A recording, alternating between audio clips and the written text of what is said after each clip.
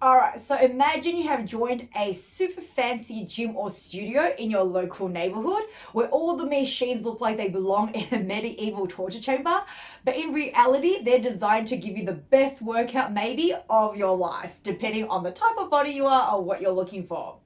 That's possibly Reformer, the Pilates machine that's there to stretch, strengthen, and humble you all at the same time.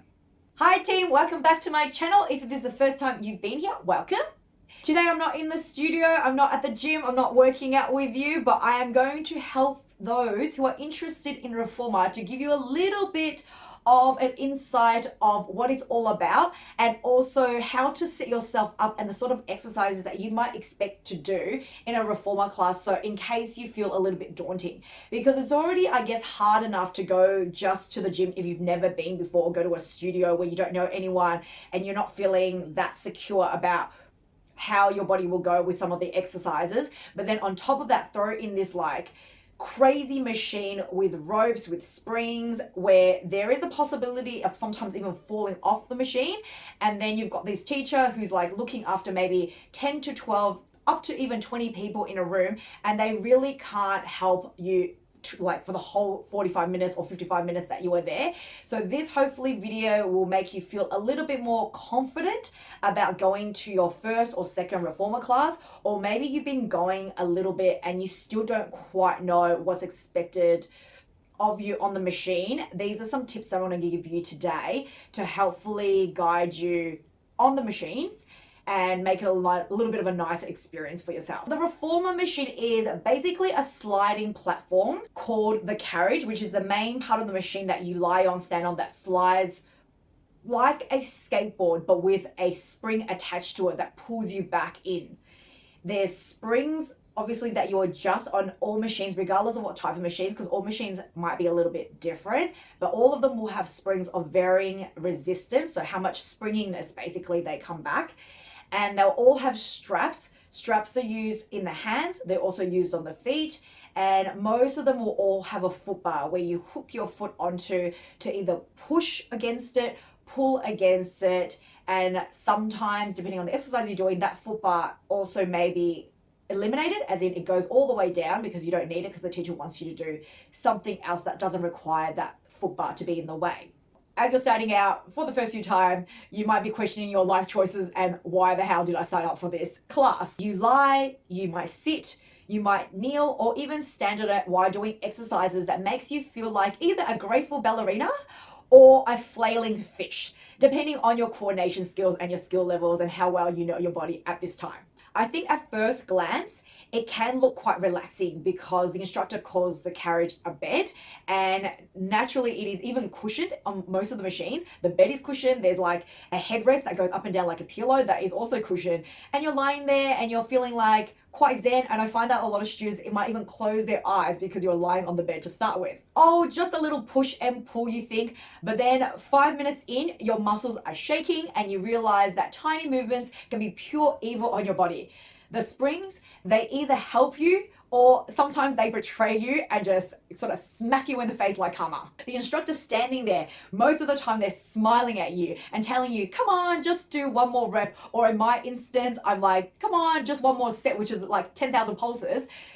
Just one more is never just one more. But in the end, hopefully you walk away feeling a little bit more extended because it does stretch out your body, certainly stronger in muscles that might be muscles that you've never ever felt before, and you might feel like a Pilates warrior until the soreness will definitely hit you the next day or the next day after that, reminding you that Reformer never forgets. So I hope I haven't put you off trying a Reformer class, and I've tempted you to at least give it a try to see what it's all about. But the whole idea, obviously, of walking into this small, intimate room generally, where the instructors is roaming around, talking and looking at your form, so you're never really at the back of the class, because at certain points of the class, you might be turning around forwards and backwards, and then suddenly you are at the front of the room. So it's all very intimidating when everybody else looks like they know exactly what they're doing and they look like graceful swans and have no issues and they've got no facial expressions. But don't worry, just know that inside they're dying also with pain just like you, and they've also been there where they were the sort of lost puppy or lost deer, because everybody's had their first experiences, including myself, where I, at the start, my very first class, even though I had been exercising for a considerable amount of time, the first Pilates class I did, the instructor goes up to me and goes, you have not done this before, have you? And I was like, well, clearly, it's so clear, because whenever she said, you know, put your hands here, put your hands there, move this, move that, I had no idea what she was talking about, because there are all these like names for different items on the machine that you don't really get to know until you've done your first class. But don't worry, that's why I'm here today. I've created this video so that you at least have some clue of what we're referring to when we use these titles for certain items on the machine. All right, so I'm going to tell you how to set up your machine, what each of the equipment is for on the reformer, and when the instructor calls out certain cues and certain movements, what kind of muscles you'll be doing, and that way you know to like sort of move into that position rather than just waiting around and staring at your instructor or looking around at other people. Hopefully they will guide you, because sometimes you might be next to someone that's also brand new, or it's a class where it's lots of brand new people and nobody's knowing what they're doing, and you're just waiting for the instructor to sort of get in there. But once you know, you just know. That's how it works. All right, so as you walk into the room, right, you will find a bed. The teacher will tell you to put your stuff away. You don't need shoes for the reformer exercises.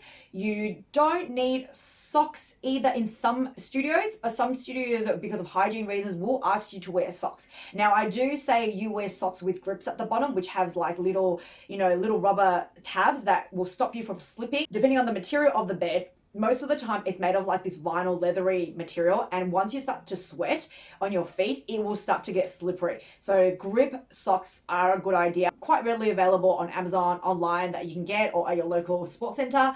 A lot of the time the studios will sell them to you, but I find that when they sell them at the studio, sometimes it can be a little bit more expensive.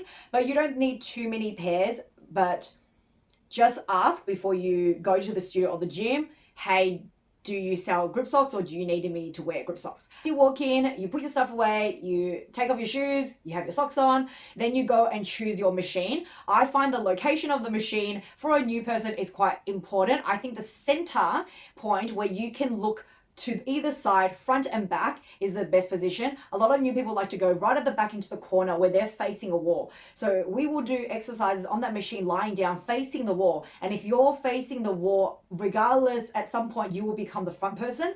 And a lot of the times the teacher does not have a machine, because it's quite an expensive machine, and studios and gyms maximize their money-making options. So the teacher generally will just be walking around and verbally cueing you.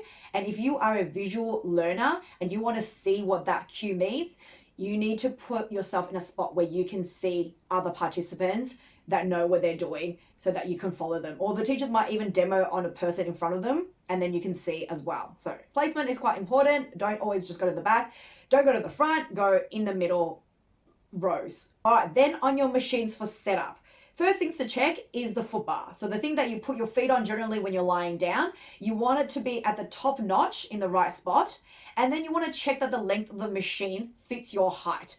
Now, each machine is a little bit different of how you adjust your height. If you don't know, ask the teacher. Hopefully the teacher, knowing that you're new, will come around and help you set up on the first lesson, which is generally what I do. I always ask, do you know how to set up? If you say yes, we'll leave you alone. If you don't know, or if you don't remember, then just say you don't remember and they'll help set you up. The video that I'm showing you here, the way to adjust the length of it is you take all the springs off, and there are numbers, -1, 1, 2, 3. Negative, I'm on a 1, I'm 160 centimeters. If you are between like 150 to about 160 or 165, generally 1 is the average, and you need to move that bar where the springs are attached to that notch. And then on this machine, there is also a stopper. A stopper is the thing that stops the machine from slamming all the way to the front. That also needs to correspond to the same number. If you are shorter than 150, -1 is for you. If you're 170, heading a little bit taller, you're going on 2, or you're going on 3. And then you put a few springs on before you sit down. Because if you don't put any springs on and you sit down, that machine feels like you're lying straight onto a skateboard with a very sort of moving wheel, and you'll just slide away and potentially hit the back or fall off the machine. Now, the other way to check that you've got your foot bar in the right position is you can lie down and pop your heels onto that foot bar. And once you put it on, you want your knees to be bent at a 90-degree angle. If it's less than that, then you will feel quite squished and your knees are quite close to the chest. And when we do certain movements like bridge, lifting your hips up, you will feel a little bit trapped, or you're pushing too much against the foot bar, and you'll actually move the machine as you're lifting, when normally you lift your hips up without the machine moving. If you're too far away, it just feels like you are almost you can't reach to where you need to be.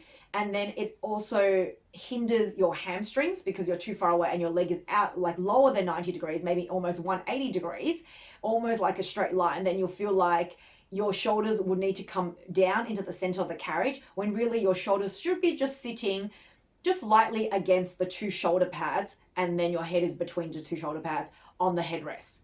All right, the second thing I ask my participants to check is the evenness of the two straps hanging behind you. Given that you have to hold onto these straps sometimes and put it on your feet or put it on your hands, when you are moving your feet and arms together, you want to work them at equal length. If one is longer than the other, it's going to feel a bit awkward, and it's therefore not working your muscles at equal rate. You want to make sure that they are the same length. Most machines that I've worked with Reformer will have two loops on the straps. You have a long loop and you have a short loop. As a general rule, the big loop always goes around your feet. So whenever your teacher says, feet in straps, guys, feet in both straps or feet in one strap, the long loop goes around the arches of your feet. And then when you're doing arm work, whether you're sitting on the machine, kneeling on the machine, they will say hands in loop, short loop is what I say, because it gives you more tension and therefore it works your arms a little bit harder. But the option is when you're doing your arms, because I guess your arms are a smaller muscle group and the machine is quite heavy sometimes, depending on the types of spring settings that you have on and what your, I guess, capacity of arm strength is. And if you've got injuries in your shoulders, you may need to go into the longer loop later or from the very start. Between the shoulder pads, there is that, what I call the headrest, or what I say is like a pillow that you rest your head on. It can, on most machines, go flat, but some people don't like their heads to be just hanging with their, depending on how the structure of their back is. In case you've got a little bit of curvature in your upper back area, people like to have their sort of neck lifted a little bit and maybe chin slightly tucked into the chest, because it adds a little more comfort so it doesn't overextend your neck. Then that headrest can also go up. But when you're doing sit-up positions, when you come up into sit-up, generally it's best to put that headrest back down. But if you're doing movements where you are just lying still and it's just your legs moving, sometimes it's good to pick up that headrest. Or also when you're lying on the side, a headrest coming up is nicer rather than your head just hanging in midair. Most Reformer machines will come with a box, and some other places might include other equipments. You know, certain studios will have Pilates rings, weights, and a chi ball. But again, that varies studios to gyms, and also the types of exercise you are doing that day. On any given day, I could be doing the whole 45 minutes to 55 minutes using no equipment, just the machine alone.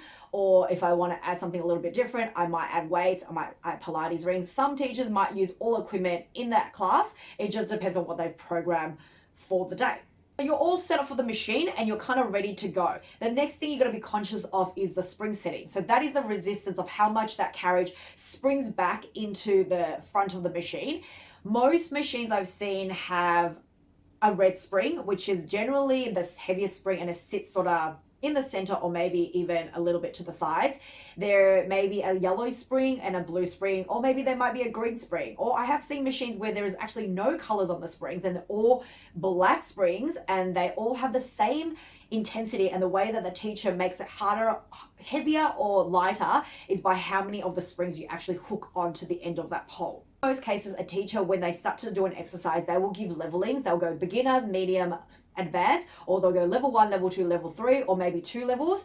So just ask them if level 1 is the nicest level for a beginner, and they'll let you know, and then they'll call it out, and then you just follow the spring settings. Now, to be conscious, because a lot of people do get confused. Sometimes on machines there is a red spring.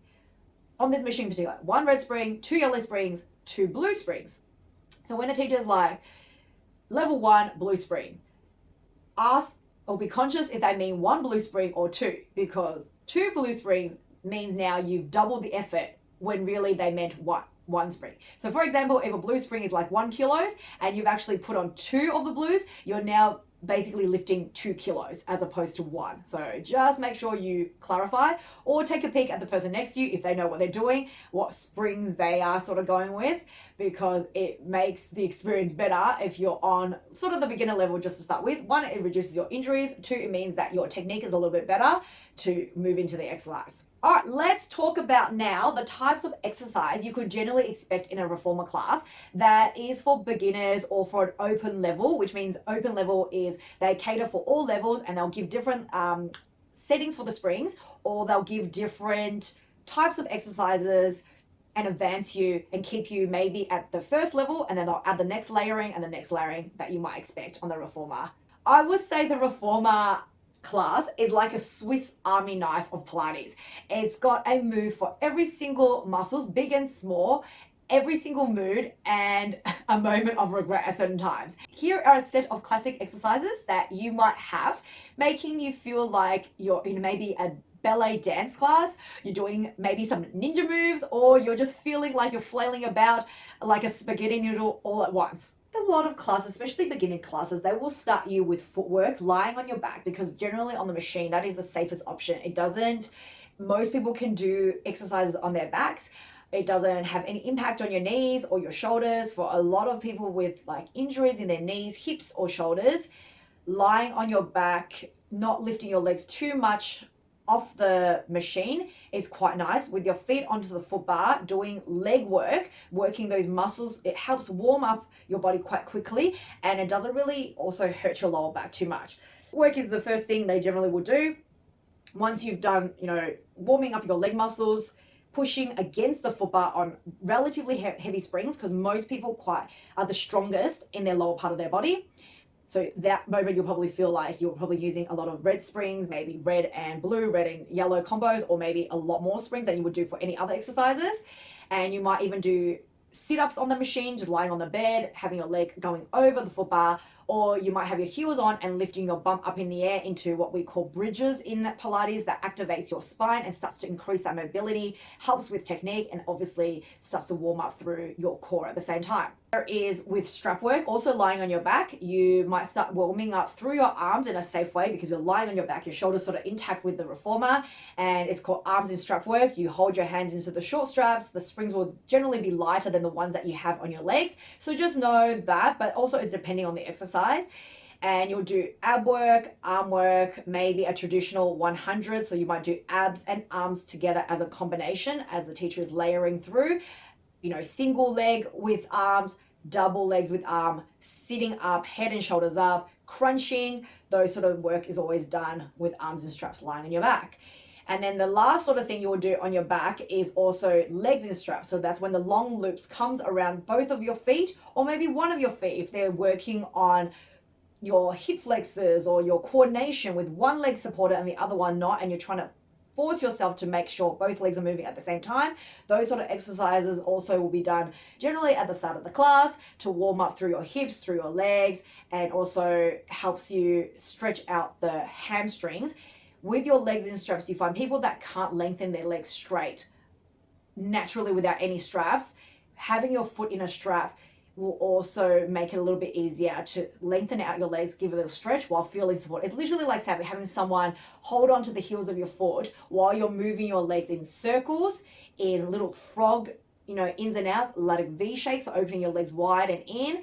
And that strap just helps that little support mechanism, especially with people with a lot of hip issues. Those are great exercises to do, and generally will always be available, because it's like Pilates Reformer 101. Most teachers, if we're teaching a beginner's class, those sort of work on your back is your safe option, we would say.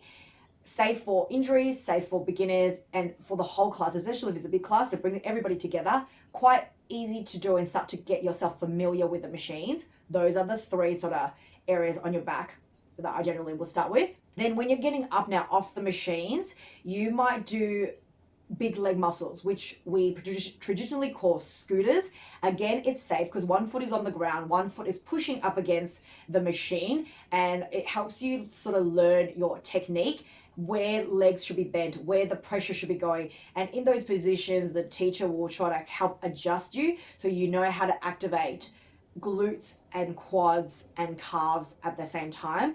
And it's low risk because you can always have your hand firmly placed onto the foot bar so you don't feel like you're going to trip over or be pushed over by the machine. Because I always say with the machine, treat it with respect, because with the springs, if you force energy into it and push it away, because you've added sort of pressure into the machine, it will always come back and fling it. So if you're disrespected, it will disrespect you back and generally push you over. So it's like, you've hit something and they bounce back and hit you in the other direction. Unlike other machines in the gym where maybe you pull on it and then it just stays there while you engage.